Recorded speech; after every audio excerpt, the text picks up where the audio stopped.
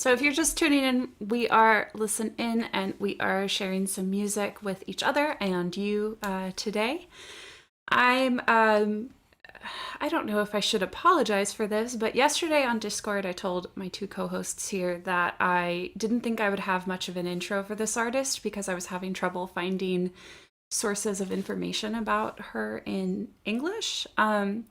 But then I found two interviews that I could Google Translate from Korean into English, and so now I have a lot of information, and I feel like I've fallen more in love with this artist in the last 24 hours. So I'm gonna try to keep it succinct and brief, but if I start to go long because I start to ramble because I'm still excited about the new information, please just start playing the Grammy Awards acceptance music in the background, and I'll wrap it up.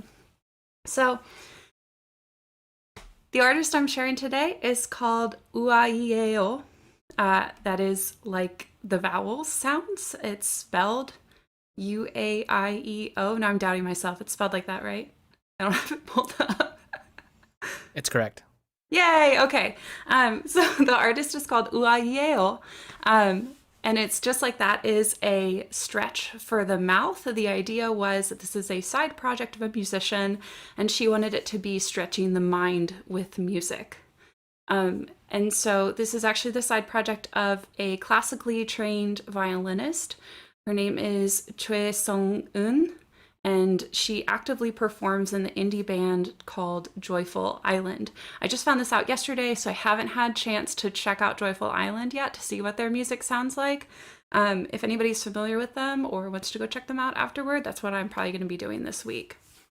So this side project started because Choi Sung-eun felt like she was just kind of doing the same thing every day and wanted to do something new. So she started what she was calling a musical diary, which was 1 minute of music uploaded to Instagram, not on a daily basis. I don't know the frequency with which she was doing this, but after she got to close to 100 minutes of music, she started to compile them into EPs, which she allowed for download on her website.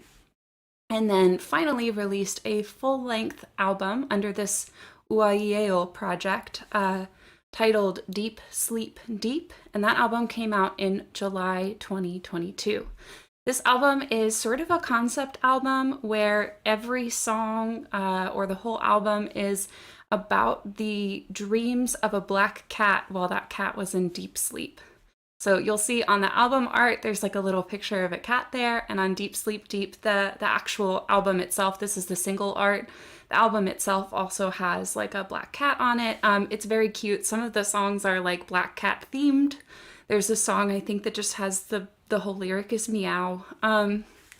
It's very, very cute, and that album ranges from everything from what I would call Looney Tunes music, like what sounds like you would hear in the background of a Looney Tunes cartoon, to more classical compositions, to a couple of songs with vocalists. I think there are only 3, and one of them sounds like it could be out of Cats the musical. And then all the way to what we're going to listen to today, which is a much more Korean indie folk type sound. And the song we'll listen to today is titled iMessage, and it was released prior to and then also with Deep Sleep Deep, the full album. So it was released as a single ahead of time, and it does feature a vocalist. Her name, excuse me, now I cleared my throat and I forgot her name. Wow, good job. Her name is Yeongene. There we go. Her name is Yeongene. I'm so sorry about that. Features the vocalist Yeongene, who is a singer and a part of the indie band Linus's Blanket.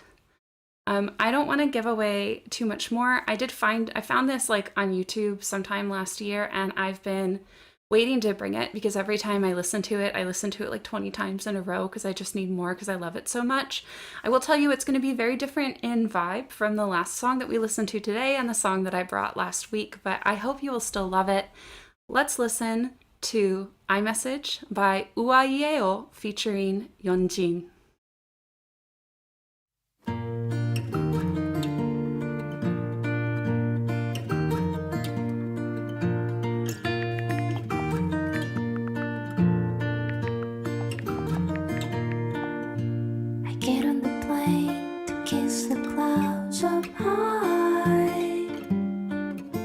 It's hard to go back, I'm sure you already know. Wish I can find my cloud.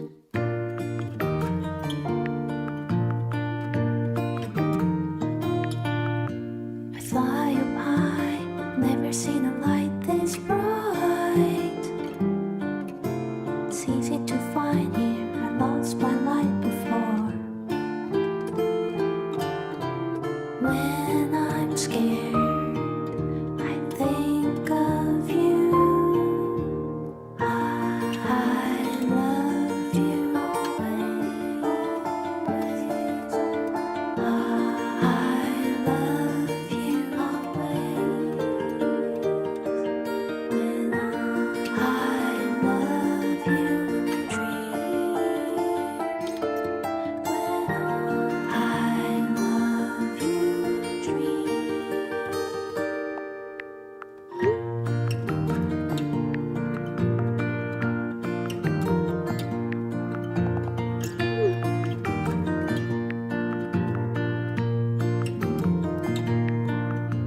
I lie down, you know my blanket right.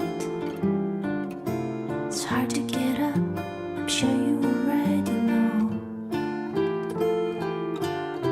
She touched my cheek, I bite her hand. I hurt you always. I hurt you always. When I hurt you in my dreams.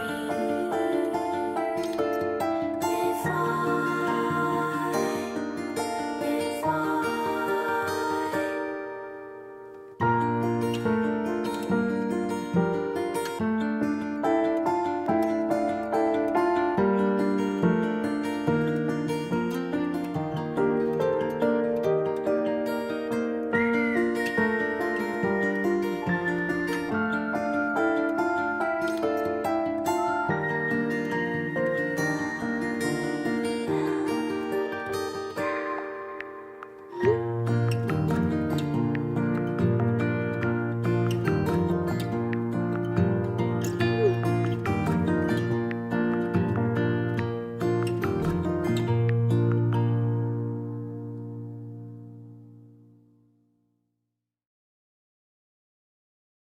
Is it good different?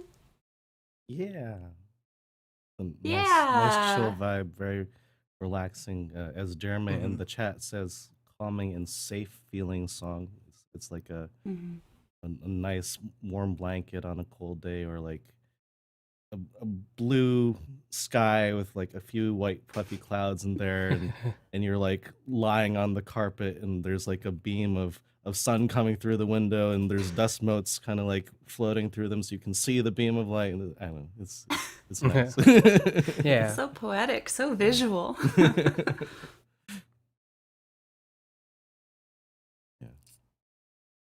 I thought the feel of the song really matched with the lyrics, and that sort of like dreamy quality throughout, and especially in the vocals, as well. Mhm. Like it was just all delivered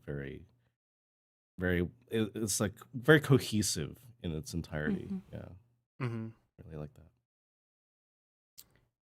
Yeah, this song, there is such a lightness to it. Um, like the song is like so chill and so breezy. Like I feel this is only one song to base it off of, but it feels like if I was listening to this artist and at least songs that are capturing this energy, because you were saying that there's definitely a range of energy, like some of it's like Looney Tunes and that might be a little more energetic and peppy, but just hearing this sort of vibe from them, I feel like they're the kind of artist where I would feel just so weightless listening to their music. The song just feels so light, like I'm almost floating, and I don't mean this in a uh, visual way, but this feeling as though like all my burdens are gone in a way. Like I'm escaping to wherever this beautiful place is, and it's just really soft and gentle and breezy, and I really like that about this song. It feels very healing to me. It's like very healing and restful at the same time. But then you end up with the lyric, "I bite her hand." Yeah. You're like, what? Yeah.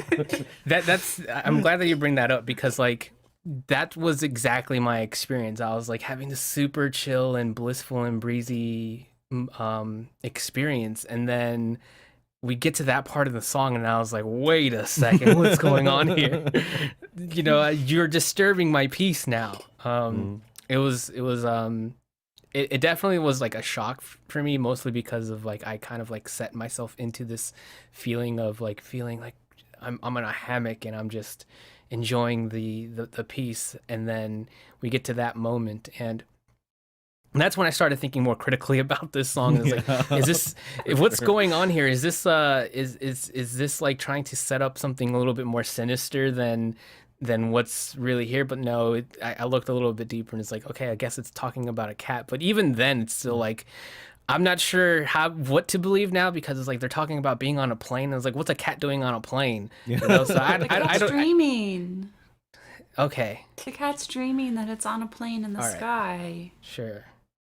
And also, like, I couldn't find these lyrics written out, so I transcribed them. So pretty much anywhere you find them are my transcription. Yeah. So, like, there's possible I got a word or two wrong. I did it in like 15 minutes yesterday. But I don't know, the bite, as somebody who has cats, and particularly one who we started the stream talking about is chaotic evil. A cat being like sound asleep and you startle them, and then they will immediately reach out to bite if they feel startled. And so that felt actually just very within the cat concept to me, followed by like a moment of contemplation of what happened. The break after "I bite her hand" and the chorus, I guess it is longer there than it is anywhere else in the song. And then it gets into "I hurt you" instead of "I love you" like it was in the previous chorus. And it kind of breaks my heart. It was like there was a moment of contemplation and then regret. Yeah. That's one way of reading it. I think it could also, just because it's still so chill and relaxed and like sort of happy in the delivery of "I hurt you," like it could be like a little sociopathic. Is "I hurt you, I don't care, I'm still having a good time." Meow. I don't think so. I don't think cats are sociopathic. We need Ferrero. Fierro. We need Fierro to chime in and be... Fierro, weigh in. Nibble. My hand. All right. Yeah, I Fierro had spoken. a similar experience to Alexis, not knowing that this was about a cat until the very end with the meow lyrics. And Meow. and then it's like, because I thought the bite might have been like a love bite, like I guess that's what they're into with their relationship, and then that's how they show affection, and the I hurt you was like an interesting sort of emotional turn in the lyrics, as they'd put it in poetry. If the last line or the last bit of it is like emotionally different, that's called a turn. But then, like, after figuring out it's about a cat, or from the cat's perspective, it's like, but they're iMessaging, so the cat has like thumbs and a phone. I think the cat's sound asleep next to its owner, who's on her phone iMessaging, and the cat's sound asleep. So in the dream, it's hearing the iMessage sounds, which is one of my favorite things about this song. Actually, if we can start to pivot a little bit, is the like using that iMessage typing and sending and receiving sound as like almost like a drum, almost like the rhythmic element to the song, I think is so super fun. And it's just, I like when I hear unexpected things. And so it brings me a lot of joy. My other cat's scratching at the door now. She's like, "You're talking about me?"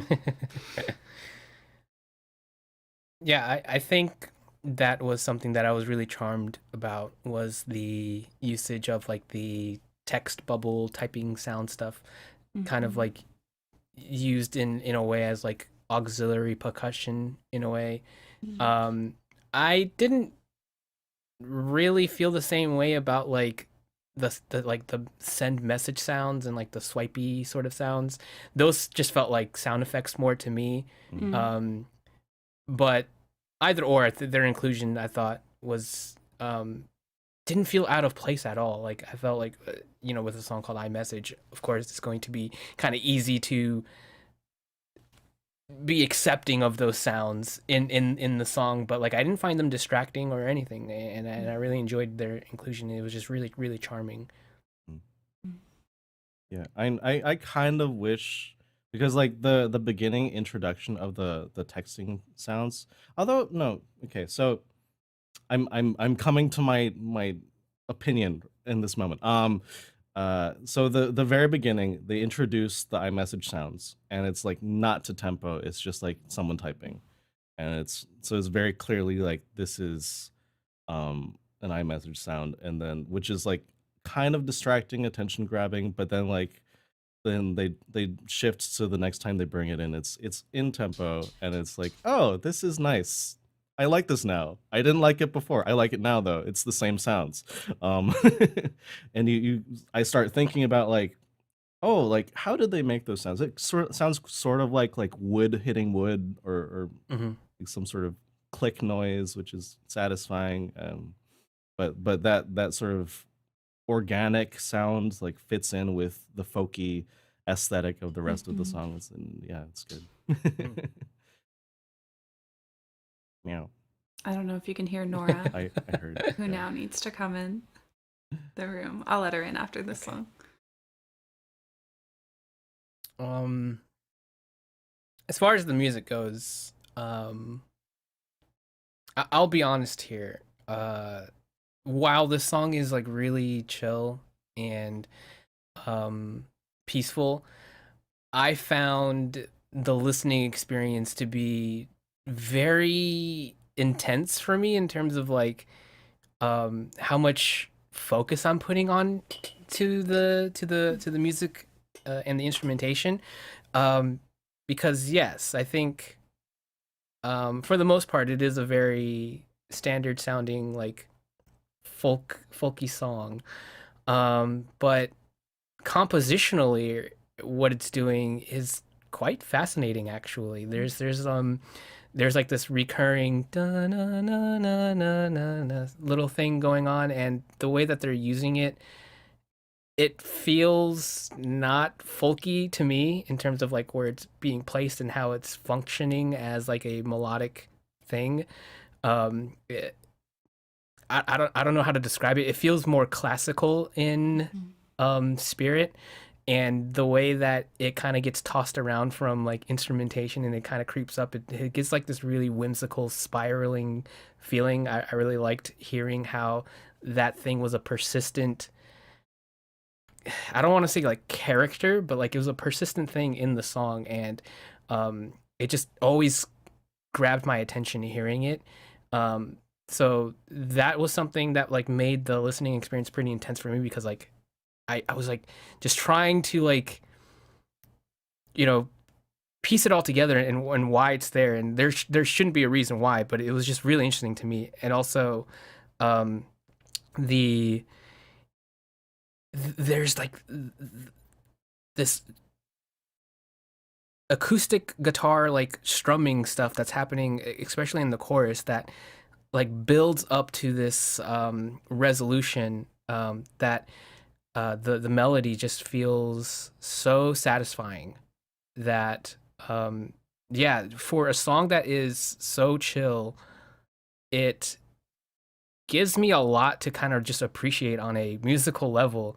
So I really enjoyed that about the song, that instrumentation wise and compositionally, for a really chill song, there's just a lot going on that I think like just really rewards kind of like taking a deeper look at it. And yeah, I really appreciate that about this song. Thank you for saying that. There's so much to listen Yeah. to, and you're absolutely right. That little, I know exactly what you're talking about. That Yeah. like do do Yeah. do do do. Yeah. It always reminds me of the Final Fantasy soundtracks, especially like the Oh. taverny ones. Like Mhm. 9 is what I'm thinking of. Mhm.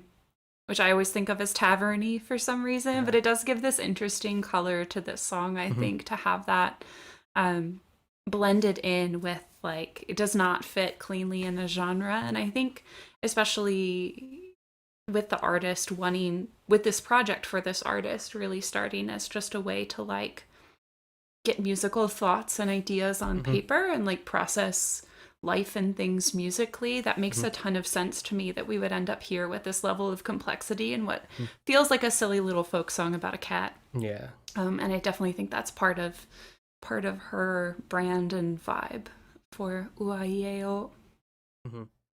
I think it's interesting that you bring up a video game soundtrack, okay, for this, because I had little flashes of, like, when hearing certain parts of the piano line of the Hollow Knight soundtrack, which made me think, like, if you were to isolate just the piano, it would sound kind of sad in some parts, which Yeah. helps color the rest of the song, like you're saying. But, like, Hollow Knight is a very sad sounding soundtrack overall, and like, so that's what made me make that sort of connection. But yeah, that sort of layering of things can sound one emotion or another if you just isolate those, but then you put it together and it's just this sort of chill, relaxed feeling. It's really cool. I really love listening to this song, like, really loud. I don't listen to, like, music that's supposed to be listened to loud, but this kind of thing I do. So, like, with the headphones, or I had it on repeat yesterday when I chose it to bring today, like, on my sound bar. And like, sometimes it has me just, like, grinning ear to ear, like, it just brings me so much joy. And then sometimes I just, like, find myself wanting to cry, and I think that that's kind of what you're referring to. Like, if you really allow, if this is your type of music, of course, and then you really allow yourself to, like, be immersed in it, there is a lot of emotional, there's a lot of emotion, I guess, to grab from it. And maybe that's why I'm reading that, like, I hurt you as a sad thing. My cat just fell off. He's fine, but that's sorry. That's why, yeah, I think that's part of my read of that line, and probably part of why what you're hearing as well. I want to add that I tried to just focus on, like, what just happened. You became a green screen, Alexis. I don't know what I happened. tried to just focus on, like, the facts today so that I wouldn't dive too deep into, like, Uaieo's, like, mentality in this whole project and everything. But I really enjoyed reading her perspective, although it was Google translated, about music and about her art and about the work that she's putting out. So I just want to put out a blanket recommendation. Those interviews are linked in the link on her website, which we will link in the video for this song, probably the stream once it's done. So really recommend reading those interviews if you just want to, like, get a little better idea of her idea about music and the industry. It was really, really interesting to read, and I enjoyed it a lot. Anything else? That's all I have. Go listen to this song on repeat for 6 hours and try not to cry. Or bite Challenge people. accepted. Or try not to bite people. Or do, if that's what you're into. I don't know. As long as they consent to it. Very Yeah. important. Yeah. Consent is key.